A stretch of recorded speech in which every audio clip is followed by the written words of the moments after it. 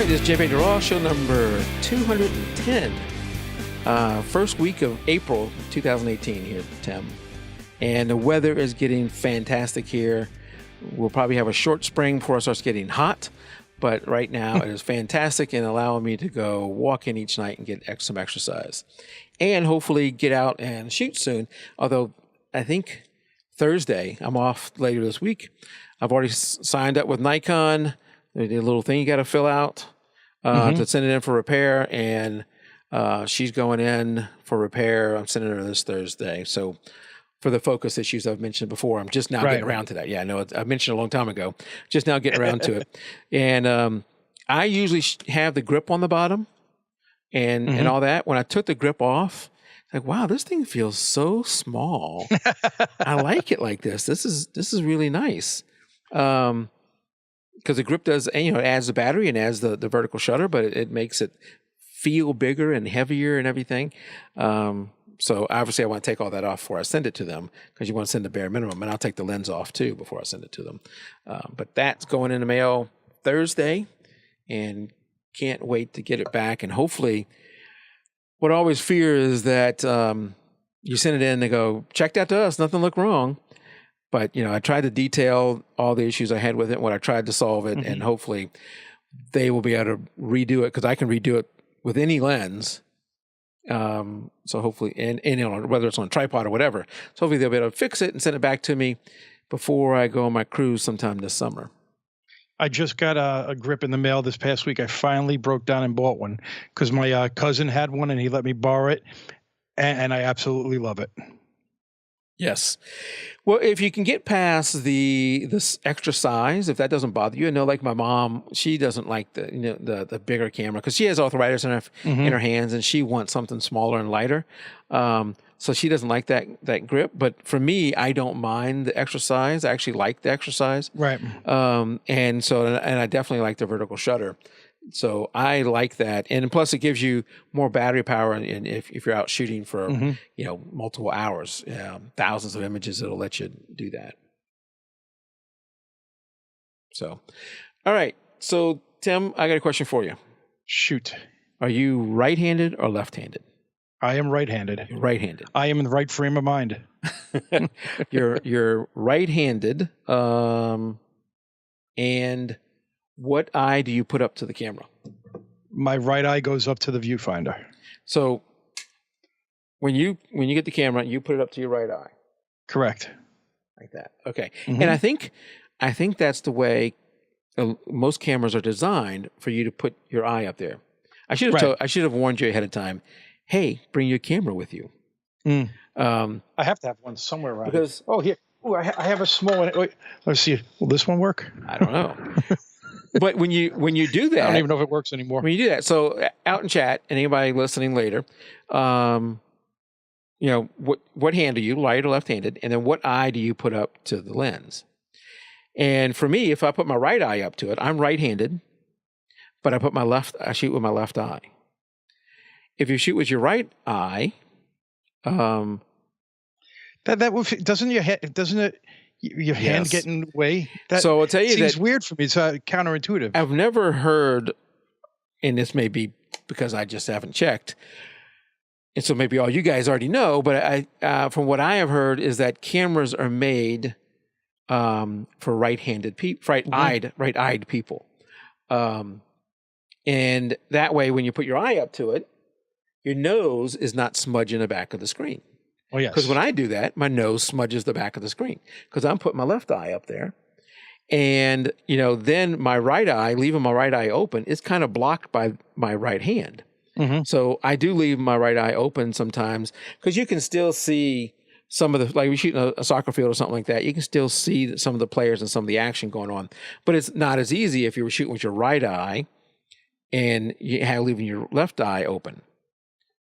And one thing I've been teaching myself over the years, and I think it probably started with soccer, was to force myself to keep my left eye open and focusing around, or even when I'm doing portrait pictures, if you're doing street photography, not that somebody steps in front of you just as you're clicking off the picture. So I'm looking through the camera, but my left eye is open at the same time. And it's hard to get used to. You really have to work on it to get it to work. And I don't always do it, but a lot of times I will try to do it. Yeah, and where I grew up down in South Louisiana, there wasn't much to do, and we shot pellet guns or BB guns or whatever all the time. And so everybody thought I was strange. Why are you right-handed but shooting with your left? And it did feel a little funny, but when I put it on my right, it felt even worse. And so I always grew up that way. Well, there is a test to see whether you're right eye dominant or left eye dominant. Do you know the test, Tim? No. Okay. That I do not know. We're going to do a little test here tonight with Tim. Okay. I've already done it. So I'm going to show you a quick little video here. This is on Petapixel's site, but it's not their video. So just real quick, there's no audio because I don't know if there's music here, and YouTube is crazy about copyright stuff. But we'll have the link in the show notes. So I'll just walk you through it. So what it's saying is, form a little triangle with your fingers like that. Doesn't have to be precise, but similar. It's good because I had a diamond. Then line up something somewhat in the distance, like that clock or something else, something that's not too close. And then when you have it lined up, you're going to want to close your left eye. And before...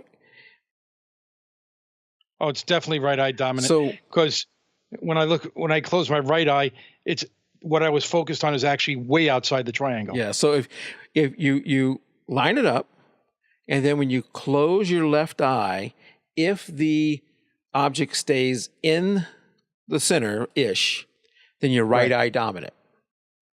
Yep. Okay. I'm definitely right eye dominant. If you when you close your left eye, it goes off center like that, then you're left eye dominant. Right. And not that there's anything, magical about that, but if you are left eye dominant and you're shooting with your right eye, you might want to try shooting with your left eye or vice versa.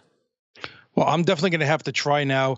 And I'm going to ask my wife, because my wife is left-handed. So I'm going to ask her to try it and see what happens to her. Yeah. And it's something that, so just so that we know that this works, because when I line it up, so you want to center it with both eyes open. Mm-hmm. And when I close my left eye, it shifts. Okay, yeah, so you're left eye dominant. I'm left eye dominant. And when you close your left eye, it doesn't? No, when I close my left eye, I can see it perfectly. When I close my right eye, it shifts. Way off skew. So you're right eye dominant. Right. Yeah. Okay, that's easy to, and every once in a while you and what I always think of when I'm looking at somebody, you're talking to them, and then where do you look at the person? Do you look at the right eye, the left eye? And every once in a while you're focused, like, where am I looking at this person, or where are they looking? Yeah, and Gary says it also matters when you're playing pool. I guess anything you're lining up, I guess, with that. Absolutely. And maybe just by nature we've figured this out that, hey, this works better for me or whatever. Right. But some people may have assumed that I'm right-handed, so I got to be right-eyed, and that could be the case. But it also could be the case that you're right eye, like me, right-handed, but but left eye dominant, and I end up shooting with my left eye. That does mean that, like I said, my nose smudges the camera, and there is a video on, and that also makes holding it a little bit not as steady, but there's a thing on, and I'll have this in the show notes, from Joe McNally. You've heard of Joe McNally, right? Mm-hmm. Where he's the same. I think he's right-handed and left eye dominant, and he's talking about the way he holds the camera while he can't get away from the nose smudging the back of the screen and the other issues. He has a method where the way he holds the camera that helps him hold it a little steadier, being that left eye shooter. Mm-hmm. Very interesting. So, but that was a interesting article and something that I've always wondered, or I wondered when I was little or smaller, why am I shooting with my left eye? Shouldn't I force myself to shoot? Did you notice it, or did somebody else point it out to you? I never thought about it. I always just, but back in the day when somebody pointed out to me as I was shooting. Right. So somebody else pointed it out to you. Why are you looking through your left eye? What are you doing? That's the wrong eye. And I tried to switch, and it just didn't. It just felt so unnatural and didn't work. I feel like I'm going to punch myself in the nose. Where what was funny is because they were right-handed and they were doing the right eye, so they were saying this is the way it feels more natural. You'd only use your left eye if you're left-handed, and I'm not left-handed. I'm right-handed. So now you tried to go to your right eye, I assume, and I did, and just it did not work. Not comfortable. And at I all. got to tell you, it's been a long time since I've shot a pelican, but doing a camera, it feels I can't do it right when I put the camera up to my eye. I'm sure with enough training I could, but the little test showed me that I'm left eye dominant. So why would I try and switch? Jan is saying she tried the triangle method and it shows her to be left eye dominant, but she prefers shooting with the right eye. Well, and that may be that you've trained yourself to do it one way right through whatever course of growing up, and making a switch may not be the best for you. Maybe that would feel so awkward you'd never be able to get it to work right for you. But it's something to try. It's a neat little test there that I was interested to see if it actually worked, because it worked for me. It picked the right eye, and it worked for you too. Yes. No, I am going to have. I'm going to have people try this now. But I don't know if I'd want to make them. I don't know if I'd want them to switch the camera where they move this over there. They're not going to do it. But no, assuming not. assuming they could make one for us left eye shooters and swapped everything, I still like holding it, with my right hand. Yeah. Because I'm not left-handed. That's the problem. If you're left-handed, maybe you would like to hold it with your left hand. To me, that would be so odd, holding my left hand. I don't know if any left-handers are out there, but if you're left-handed, would you want to hold it with your left hand? Or because of all the years of holding it with your right hand, does that just seem natural? Right. And it probably is. It probably is. I would think. I think, our bodies get used to that muscle memory of doing it one way, whether you're left-handed or right-handed. You can muscle memory certain things into Absolutely. it, and then that's where you stick. It may be much more difficult to learn to write with the opposite hand because that's such a precision thing. Or like me, it's not that precision; it's just kind of scribble. Right. But shooting or something like that with your camera, it may be something you could do if you forced yourself, but it would still be difficult, I think. Right. All right. Well, that was the right or left eye thing. I think it would be interesting if anybody came across that they're doing it the opposite of what the triangle test said, and that they tried the other way and liked it. If you do, we'd love to hear from you. Send us, Tim and I, an email at podcast@jpegdraw.com. We'd love to hear what your experience was, or post it into our Facebook group over there on Facebook if you're a member of the Facebook group. So that's the first one. Tim, you had an article that you wanted to discuss. Which one did you want to do first? Yeah, you choose. Let's do the drone guy. Okay. And I don't know if everybody saw this. It was actually published about a week and a half ago. A guy over in Russia took his drone, and I don't think they even mentioned the type of drone he had. And I watched the video. It was about 26 minutes long. He took his drone, started it, and just went straight up, kept climbing until he hit 33,000 feet, which is amazing because I didn't think a drone could get that high. Amazing because here in the United States, we're not allowed to go over 400 feet, nevertheless 33,000 feet. And if you really think about it, the dangers of this, especially here in the States, a lot of commercial airliners fly somewhere between 32 and 36,000 feet. So now if you, I live in New York near JFK, LaGuardia airports, and you got a lot of flight paths that are around here. If I went up to 33,000 feet, well, I think I'd probably be well over most of the planes because they're coming in for landings. Yeah. But it's dangerous. But needless to say, it was amazing views that he took. He had the data on the screen. What really surprised me was as he got higher and higher, it reached negative 50 Celsius, which is approximately negative 58 Fahrenheit, which is freezing. And I wouldn't have thought the batteries would survive, but I guess the batteries were considering he had it all the way on, they're probably pretty warm anyway. Yeah, still. I don't recall, and everything out there was metric unit scales for everything. But what a view when he got all the way up, and as you saw him get up there, and you can see the video that Mike has, you actually saw the curvature of the Earth from the height he was at. And then when he got to the very high end of it, suddenly it looked, and actually it almost looks like, Mike, you're at the point, it's around the 27-minute mark where it started losing control, and he actually turned off the drone and let it free fall for some feet before he turned it back on. And I don't know if that was just to salvage the batteries. Or something. That's the only thing I could think of. I will say I almost hate to show this because I don't want to encourage people to do this. So he was in Russia, where apparently there is in Siberia, where there's nothing around. Apparently, there's no laws. Apparently, there's no rule in Russia limiting how high you can go. But common sense would tell you that, I don't know. I imagine Russian airliners or whoever's got authority to fly through Russian airspace, they could fly in this altitude. That's the primary altitude of, between I think 30 and 40,000 feet is where these airliners would be flying. It is a vast space, and likelihood of you hitting one is minimal, but the risk. But this is one drone. You have multiple people doing it. Yes. Sooner or later, something's going to hit, and that's going to be. You got a plane that, let's say, a plane does hit this at what are they traveling about 500-600 miles an hour, somewhere upwards of there. It hits it. It's probably going to be catastrophic. Right. And you gathered your nice little video and shared it on YouTube, and you killed 500 people. Right. Yeah. So that it's I sure as heck don't condone it, but I thought it was an interesting article and amazing to think that it actually did it. And in the U.S., I think the limit is 400 feet. 400 feet. And line of sight. So I don't know if he was line of sight because he went straight up. No, I don't think you could be line of sight.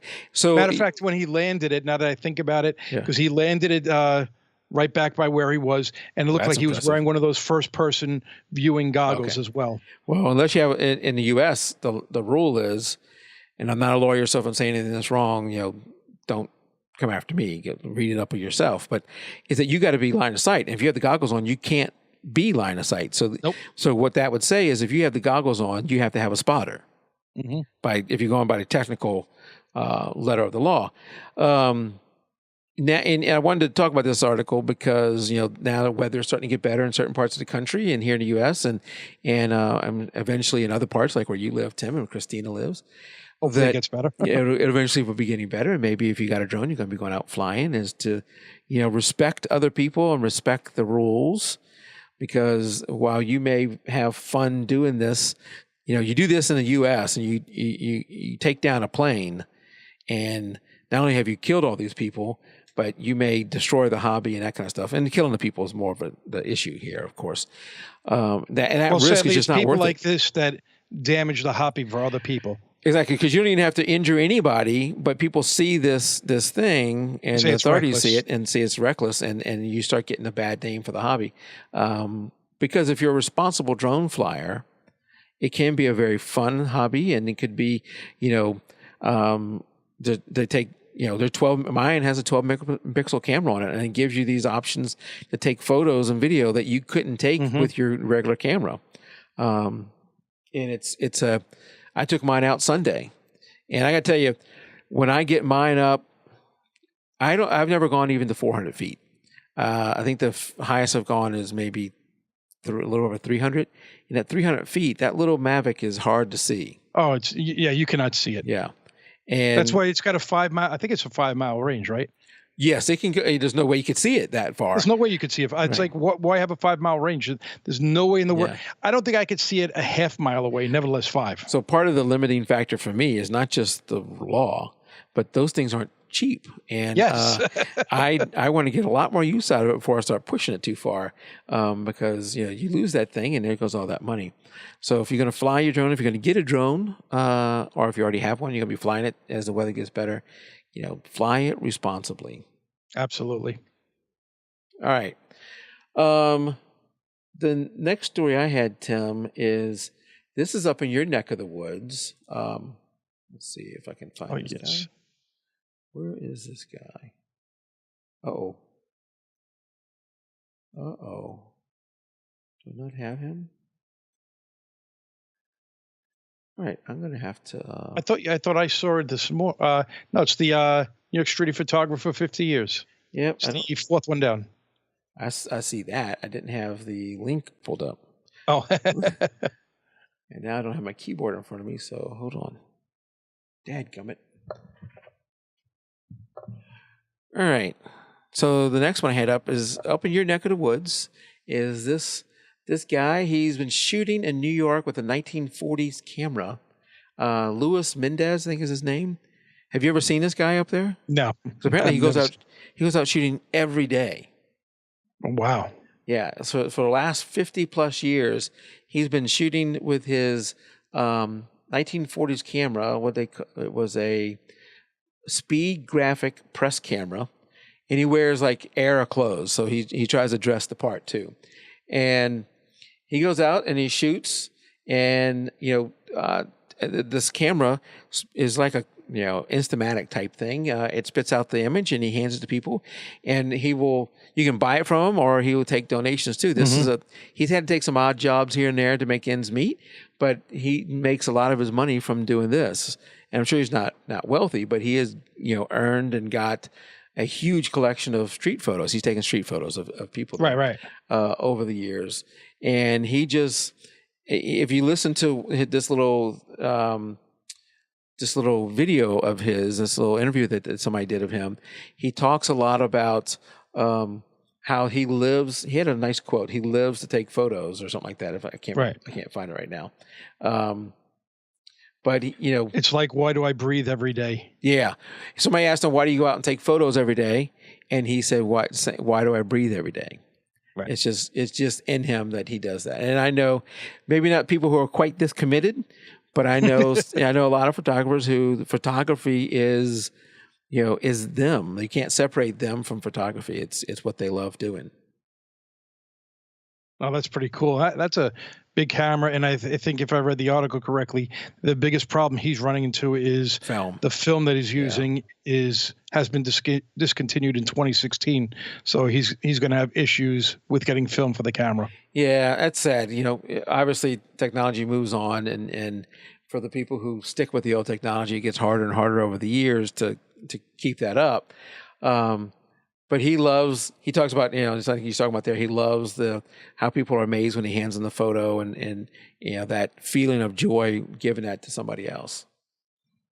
It's a great story. I can't play the audio here, but go and check it out over, I think it's a YouTube video. Yeah, I'll link to it in the show notes, but it's also an article on Petapixel of Luis Mendez.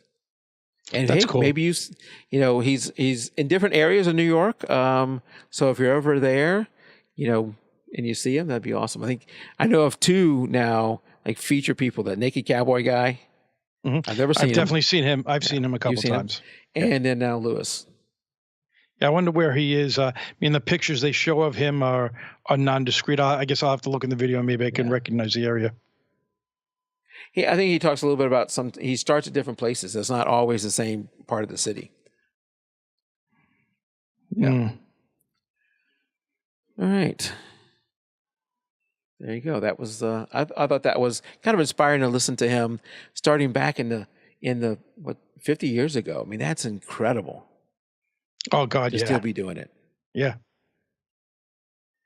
I hope that. Well, when did I start shooting? I guess I bought my first DSLR 1990 or 91.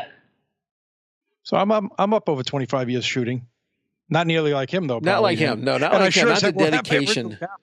Not the dedication of him. You and I both do this as a hobby, as a side thing. He is, for the most part, sound like he was making a living from this, but that can't be an easy living to go out and get business that way every day. And do that kind of stuff. And especially in New York, where I don't know what he does in the winter and stuff like that. It didn't talk about that in the article. But, you guys don't have year-round great weather. No, we don't.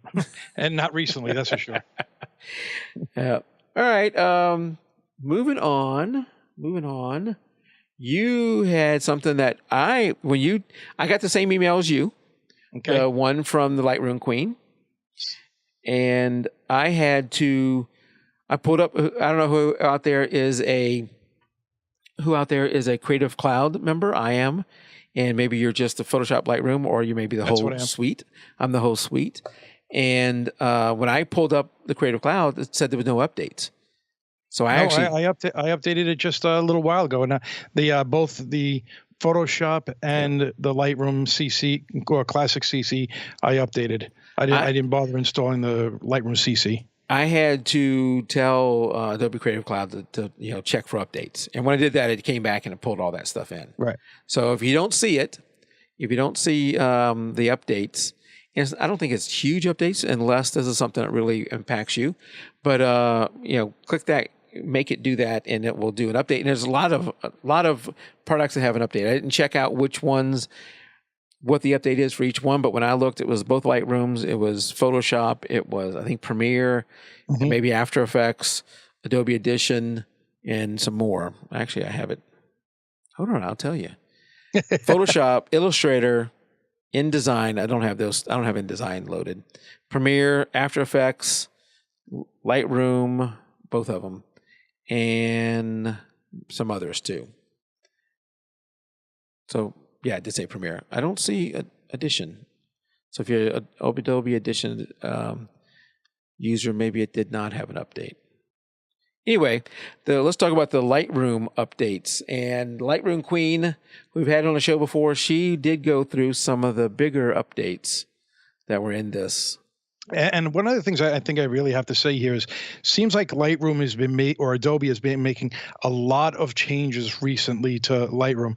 And I don't know if that is because they're starting to feel some of their other competitors breathing down their neck. But I like we talked, I think the last time, 2 weeks ago, the speed of Lightroom has definitely improved. Yes. I've definitely felt that.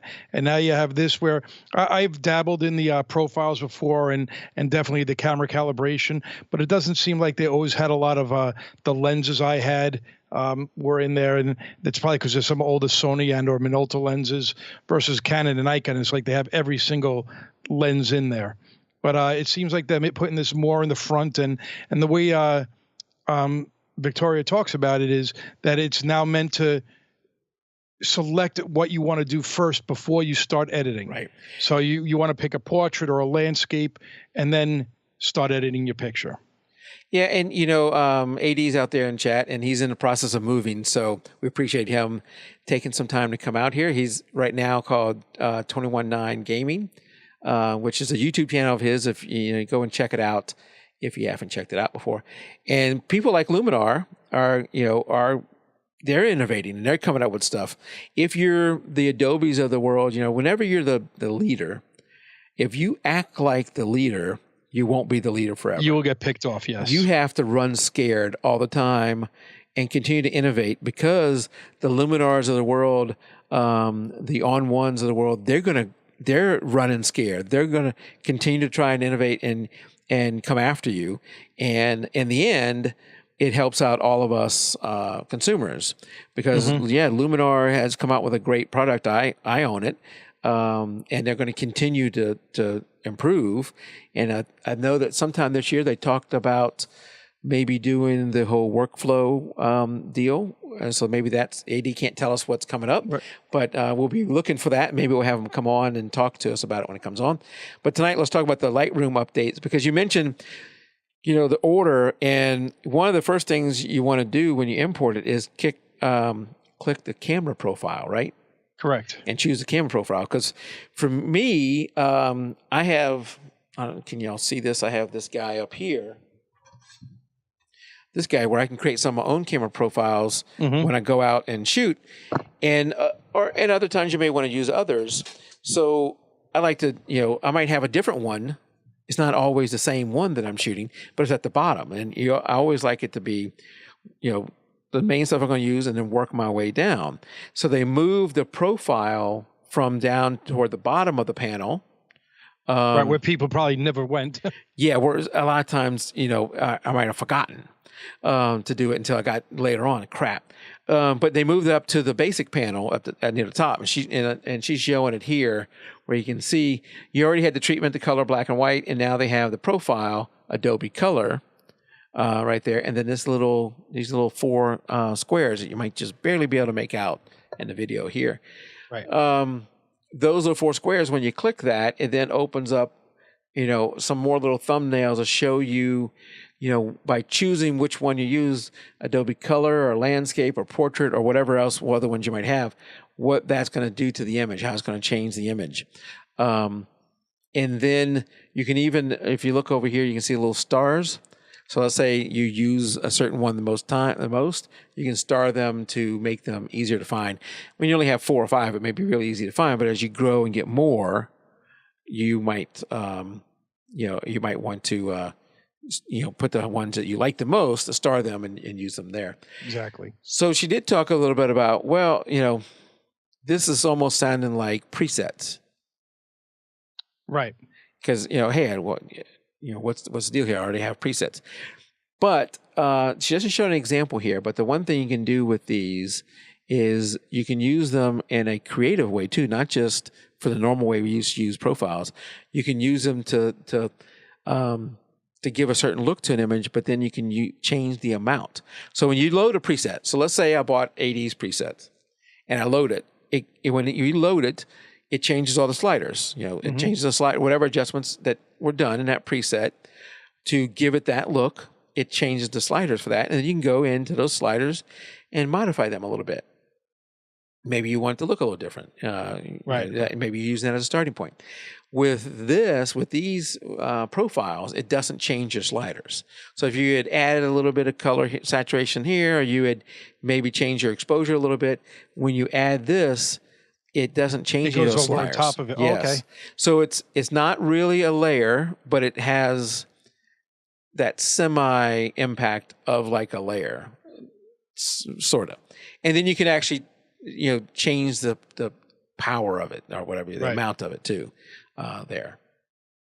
So interesting. If you have the update, go out there and look and do that. It also, I think they redid the Find Faces algorithm. Yeah, I saw that. I didn't try that, and I use that all the time. Yeah. It's probably one of the second things I do after I import my pictures, and I always think it's very good, and it's amazing how it picks it up. And sometimes, which really surprised me, is like if I have a picture on the wall in the background, and it's way back, it picks it up and identifies the right person. Yeah. But every once in a while, it identifies something, and I'm like, yeah, I don't even see a face within this picture. Nevertheless, that it's my son or my daughter or something. Yeah. Well, they say I think they've rewritten that, and it's supposed to be, I guess a more powerful system. Plus, there's a way where you can tell it to start over again, maybe if you wanted it to start over. I think the way I understood it was if it started to identify a face as a certain person, you can erase it to a new starting point on that person. Yeah. The more thing about the profiles, presets, any of us could make a preset, export it, and share it with anybody else. Mm-hmm. I think profiles are going to be a little bit more difficult and take some developer tools to create. So your average user like me is not going to be creating profiles and sharing them. It's maybe something maybe AD or somebody like that might do, but it's not going to be your average user is not creating profiles and sharing them. Right. I thought there was more here. In her article, I didn't see it, but I thought there was a few other things they did with it. Yeah, but I don't think there were any speed increases. No, I didn't see one.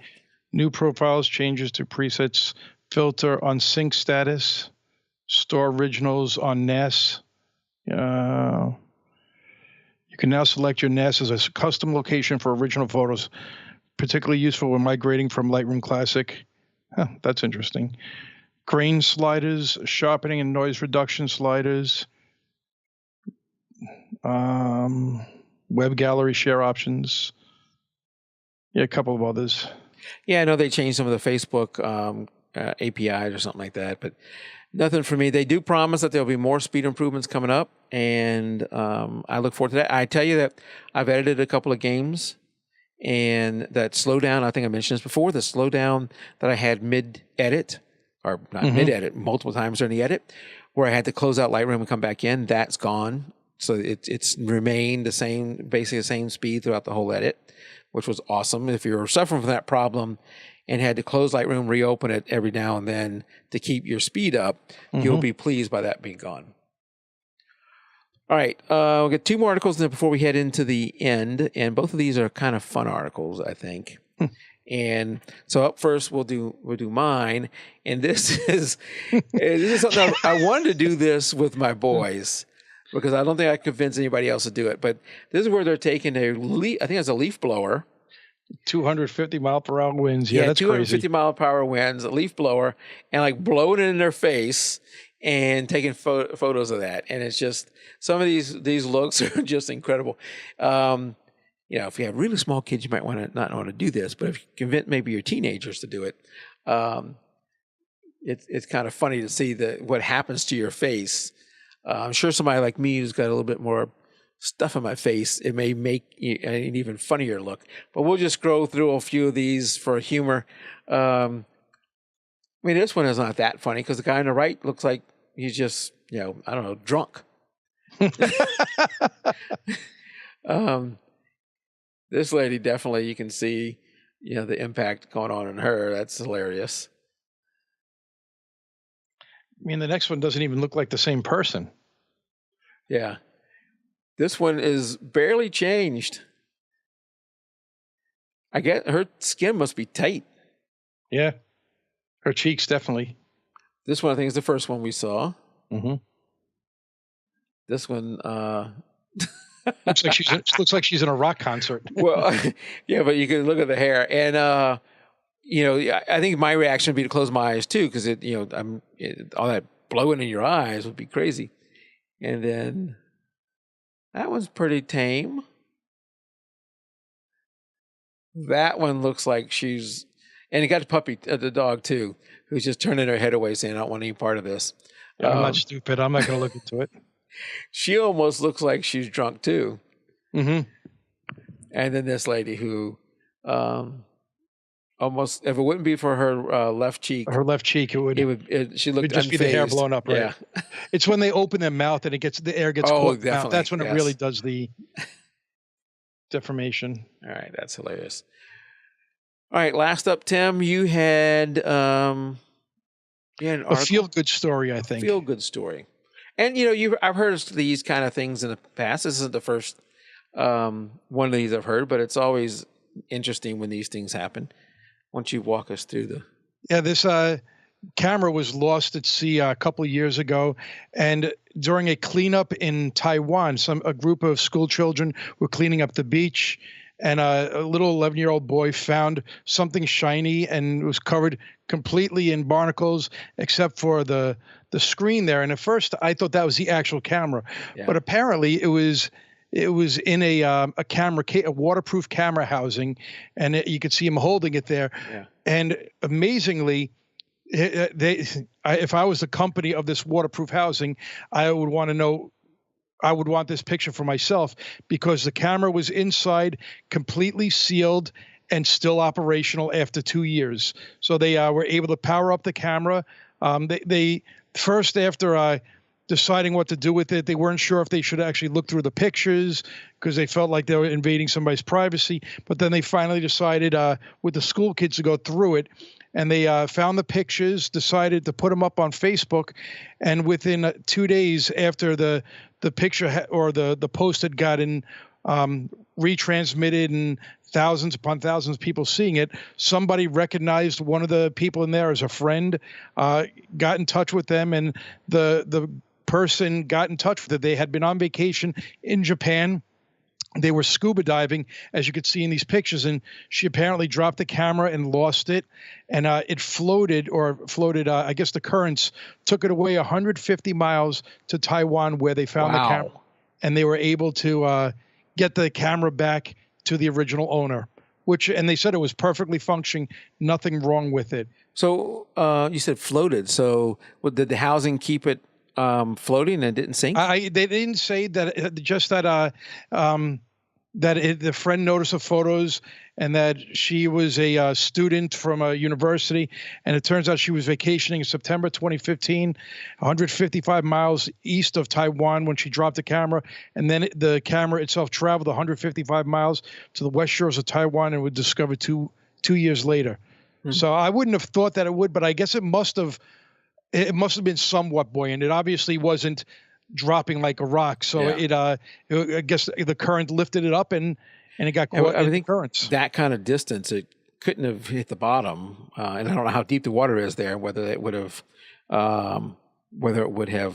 stayed the same if it went all the way to the bottom. 2 years with the battery. Still working. That's amazing. That's something, sometimes you wonder if these stories are true.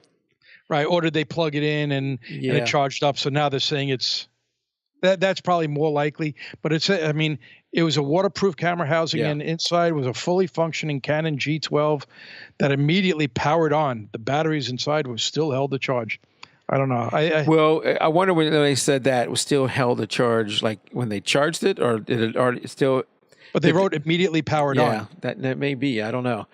Either way, if they found the camera and were able to return it, social media helped them return it there. I would have had the adults look at the images first before the kids did. Maybe they did. I don't know. Yeah, the way they wrote it was like they showed it in school and quickly went through the pictures. Like, hopefully after adults looked at it, because you never know what's on the camera, and then you can let the kids look at it. And even if you tell them that you're looking at it first, I would have already looked at it myself before showing it to the kids. But that's an interesting story. You're right. I think that would be an ad for that housing company. Yeah. To put out there. Yeah, that's exactly what I would do. Interesting. All right. Well, that is the topics we have tonight. I did have one thing. I like to, at the end of each show here, Tim, when we don't have a guest, is to feature some type of photographer or talk about somebody. And I know I talked about Thomas Heaton in the past and some other people that are probably already extremely popular. And I guess if you have somebody that maybe is not that popular, that maybe now say not popular, let me use another term, that not a lot of people are aware of yet, that you think is a great photographer that not a lot of people are aware of yet, and you would like to point them out, send me an email at podcast@jpegdraw.com, or contact me, through Facebook or something like that, and I'd love to look them up. One, I like to find photographers who have YouTube channels where I can watch their YouTubes, because when we get done here, I'm going to go hit the treadmill. But even outside of that, they don't have a YouTube channel, just a website, something I can go and look at. Always like to find and discover new photographers and, point them out. Right now, for me, the ones I'm finding they're not, they're not brand new where nobody knows about them. So, but I wanted to talk about this guy just a little bit. And he is Dave Morrow.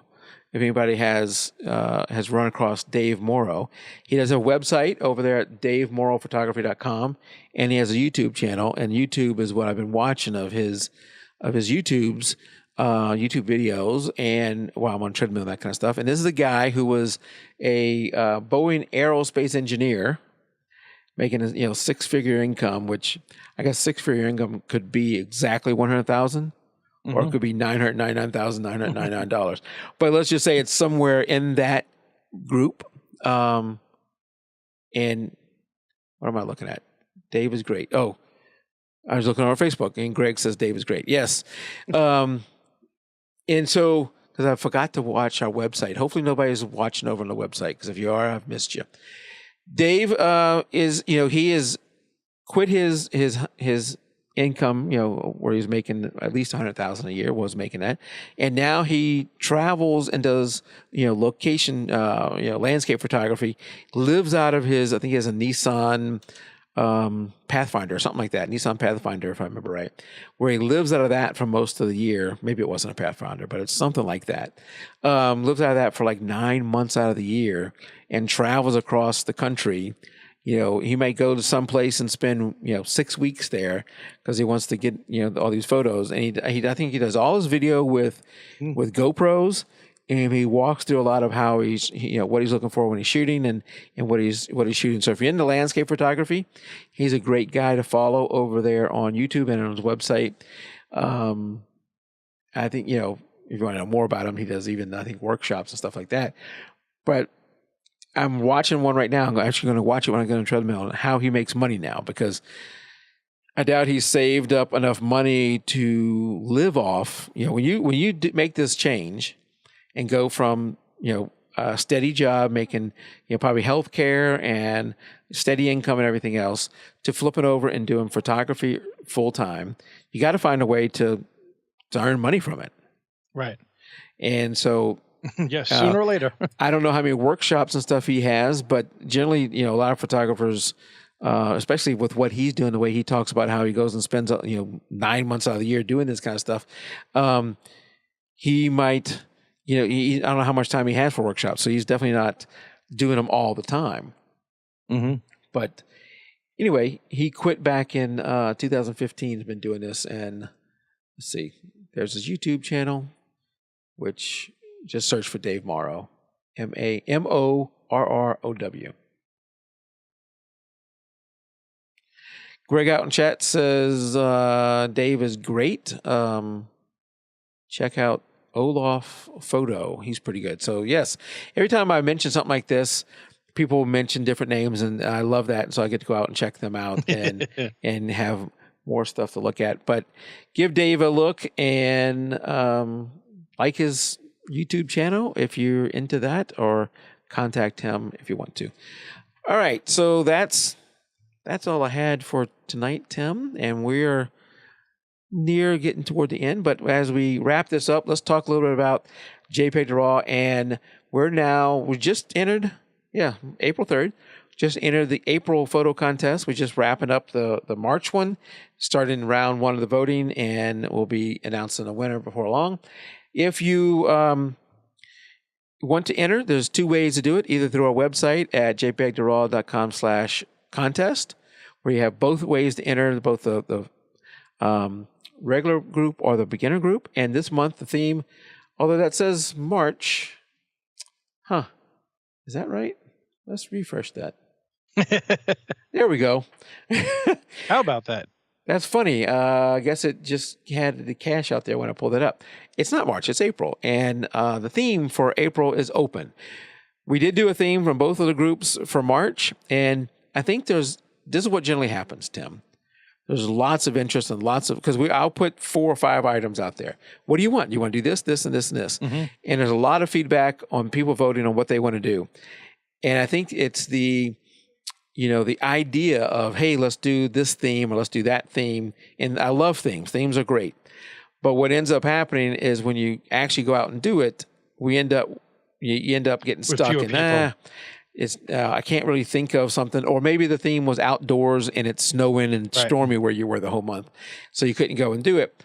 So we're going to alternate back and forth from time to time with open, where you can do whatever you want, or with a theme. So this month for April, for both groups, we're back to being open, but we'll come back to themes in the future. So if you like themes, they'll come back. If you like open, that's what this month is. You have until the end of the month to enter.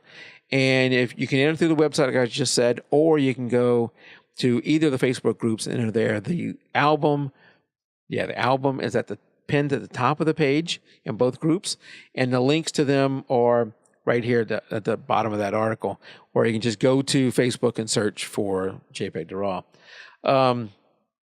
If you like the video and you want to subscribe to either our YouTube, which if you're watching on YouTube, you should be subscribed already. But if you want to subscribe through YouTube, or you can go over to our subscribe page, which is jpegdraw.com/subscribe, and you have all the different ways to subscribe to the audio format or the video format. And then we also have, it started off as a once a month show. We're now doing it twice a month, and we're having to take a little hiatus as AD is moving and getting settled in. The move is there's a lot of work that has to be done with the move. Mm-hmm. So as he gets moved and settled in, we'll come back around. But we're up to, I think, show 24. We've done 24, so we've now done it twice a month. So it's not, you can't divide that by 12 and say, oh, it's 2 years. But I think we actually are getting close to the 2-year mark if we're not over it. But that one, we don't put an audio feed out because AD is doing reviews of these images, and you really need to see them. So the video is available on iTunes, YouTube, and Vimeo. And we do it live, so it's also on Facebook there too. But go out and subscribe to one of those. You can subscribe to it on iTunes if you want to get it there, or it is also on our YouTube channel. And of course, we welcome you to come and watch live, where we do that one generally Sunday nights, somewhere around 7 to 8. Generally, I think it's 7 or 7:30. But anyway, I'll post it when it goes out there. And Tim and I are generally here on Tuesdays. I'm generally here on Tuesday nights. So come and watch us live on Tuesday nights. And Tim, you're going to be traveling to the Atlanta area in the later this month or next month. May April 30th to May 2nd or something. And May guess 1st. what? The timing is awful. Tim and I have never met. So Tim and I live in different parts of the country. We've never actually met. And while you're going to be down here in Atlanta, I'm going to be traveling on business. So even if you had time, I don't know if you're going to have time, but even if you had time for us to hook up for a quick dinner or something like that, I can't do it because I'm going to be out of town. It will happen. Don't worry. Yeah, eventually it'll happen. But anyway, that's it for this week. I guess we'll be back next week. We'll see. Watch out for I post it as soon as I know for sure. But until next week, keep it raw. Good night, everybody. Night.